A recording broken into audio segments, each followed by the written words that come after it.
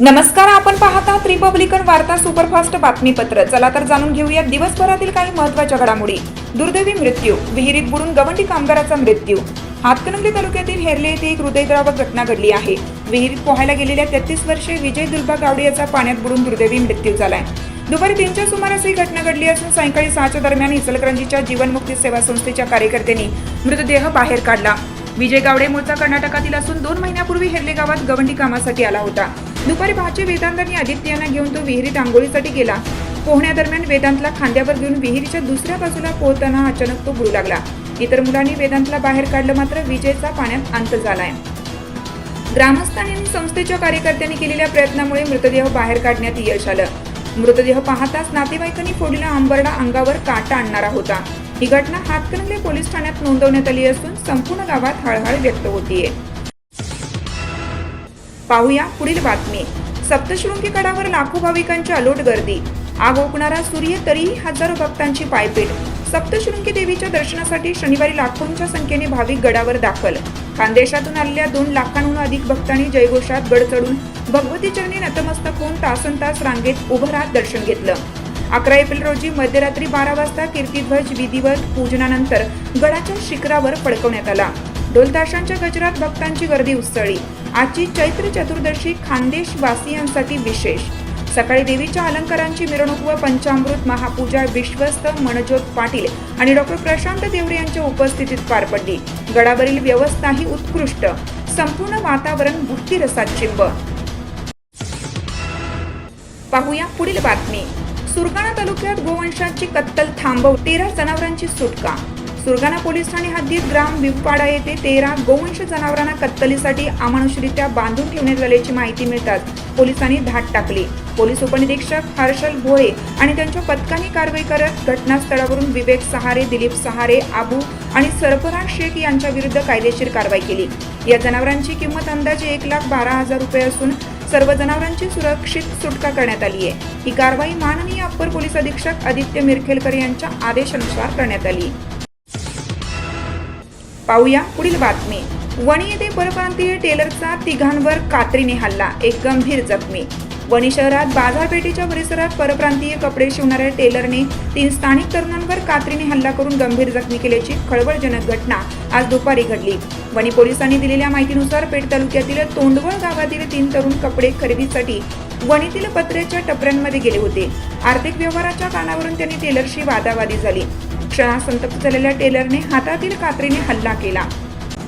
या हल्ल्यात हनुमंत गोविंद रानोळे वय 57 ही गंभीर जखमी झाले असून त्यांना नाशिक येथे पुढील उपचारासाठी हलवण्यात आलं आहे। इतर 2 जखमींमध्ये प्रवीण काळू गुबाडे वय 25, युवराज हनुमंत रानडे वय 21 यांचा समावेश असून त्यांच्यावर वणी ग्रामीण रुग्णालयात प्राथमिक उपचार करण्यात आले। दरम्यान वणी पोलीस ठाण्यात या प्रकरणाचा गुन्हा दाखल करण्याचं काम रात्री उशिरापर्यंत सुरू होतं। हल्लेखोर टेलरचा शोध सुरू असून वणी पोलिसांकडून पुढील तपास करण्यात येत आहे। पाहूया पुढील बातमी। येवल्यात वादळी वाऱ्यासह पावसाची हजेरी, शेतकऱ्यांची दांदल।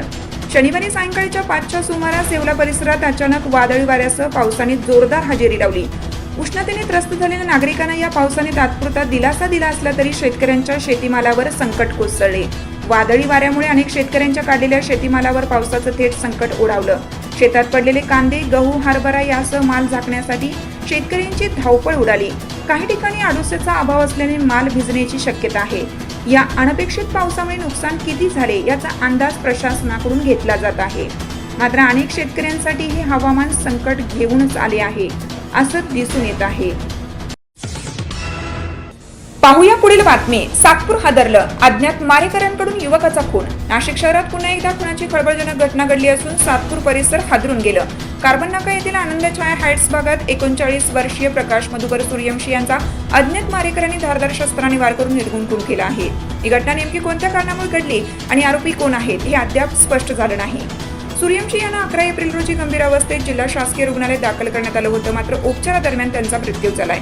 या घटनेमुळे परिसरात भीतीचं वातावरण निर्माण झालं असून वरिष्ठ पोलीस निरीक्षक रणजित नलवडे यांनी घटनास्थळी भेट दिली। आरोपींचा शोध घेण्यासाठी विशेष पथक रवाना करण्यात आलं असून उशिरापर्यंत गुन्हा दाखल करण्याचं काम सुरू होतं। पाहूया पुढील बातमी। प्रज्ञासूर्य सामान्य ज्ञान परीक्षेचा विमोचन सोहळा उत्साहात संपन्न। मैत्रीय बुद्धिविहार लुंबिनी वन समितीच्या प्रमुख आयोजनात पुसद येथे कार्यक्रम पार पडला. डॉक्टर बाबासाहेब आंबेडकर यांचे विचार विद्यार्थ्यांपर्यंत पोहोचावेत या उद्देशाने ही परीक्षा आयोजित करण्यात आली. कार्यक्रमाच्या अध्यक्षस्थानी प्रशांत वासनिक तर प्रमुख उपस्थितीत डॉक्टर राजेश वाडवे, प्राध्यापक सुधीर गोटे, मिलिंद हट्टेकर, ठाणेदार सुरेंद्र राऊत, मुख्याध्यापक गोपाल चव्हाण, अध्यक्ष मिलिंद जाधव, अरुण पाईकराव, पत्रकार राजेश टोले, आसिफ खान, मारुती भस्मे आदींचा समावेश होता. डॉक्टर बाबासाहेबांच्या प्रतिमेला अभिवादन करून कार्यक्रमाची सुरुवात झाली. प्रास्ताविक बाळासाहेब कांबळे यांनी केलं. अतिथींच्या मनोगतातून जगाला युद्ध नव्हे बुद्धांची गरज आहे हा संदेश देण्यात आला. पुसद तालुक्यातील असंख्य विद्यार्थ्यांचा परीक्षेत उत्स्फूर्त प्रतिसाद. पाहूया पुढील बातमी. फुलंब्रीत भगवान महावीर जयंती निमित्त भव्य मिरवणूक. फुलंब्री शहरात भगवान महावीर जयंती निमित्त भव्य मिरवणूक पारंपरिक वेशभूषेत आणि ढोल ताशांच्या गजरात संपन्न झाली. पेठे बांधलेले समाज बांधव फुगडी आणि नृत्यांच्या माध्यमातून भगवान महावीरांना अभिवादन. जैन धर्माचे 24वे तीर्थंकर भगवान महावीर यांचा जन्म इसवी पूर्व 599 मध्ये कुंडलपूर येथे झाला.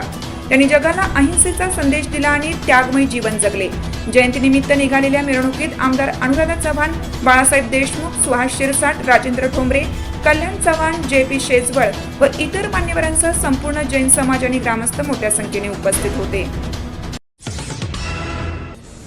पाहूया पुढील बातमी. पुसद शहरात शांतता समितीची बैठक संपन्न. डॉक्टर बाबासाहेब आंबेडकर जयंतीनिमित्त 14 एप्रिल रोजी निघणाऱ्या भव्य शोभायात्रेच्या पार्श्वभूमीवर पुसद शहरात पोलीस स्टेशनच्या वतीने शांतता समितीची बैठक आयोजित करण्यात आली होती. बैठकीचे प्रमुख मार्गदर्शक उपविभागीय पोलीस अधिकारी हर्षवर्धन विजे हे होते. ठाणेदार उमेश बेसरकर यांनी प्रास्ताविक केलं. शोभायात्रा शांततेत पार पाडण्यासाठी पोलीस प्रशासन सज्ज. पोलीस बंदोबस्त, गृहरक्षक दल आणि RCP बटालियन तैनात राहणार. बैठकीत समितीचे कार्याध्यक्ष राजेश टोले, किशोर कांबळे, मिलिंद जाधव, अमोल खांदारे यांच्यासह विविध मंडळाचे पदाधिकारी उपस्थित होते. शोभायात्रेदरम्यान रस्त्यावरील लाईट्स व खड्ड्यांबाबत प्रशासनाशी पत्रव्यवहारही केल्याची माहिती. पाहूया पुढील बातमी. वारा येथे हनुमान जयंती उत्साहात साजरी.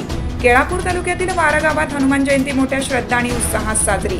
भजन, आरती आणि महाप्रसादाचा भव्य कार्यक्रम. सकाळी 7 वाजता जय बजरंग भजन मंडळाच्या उपस्थितीत हनुमान मंदिरात आरती तर सायंकाळी 6 पासून महाप्रसाद वाटपाला सुरुवात. कार्यक्रमात हनुमान मंदिराचे अध्यक्ष निखिल गोरे, बजरंग दल पदाधिकारी, मंदिर सदस्य आणि गावकरी मोठ्या संख्येने सहभागी. तर या होत्या आजच्या काही ठळक घडामोडी. पुन्हा भेटूया रिपब्लिकन वार्ता सुपरफास्ट बातमीपत्रात. तोपर्यंत आपण पाहत रहा रिपब्लिकन वार्ता news Maharashtra. Subscribe now and press the bell icon. Never miss an update.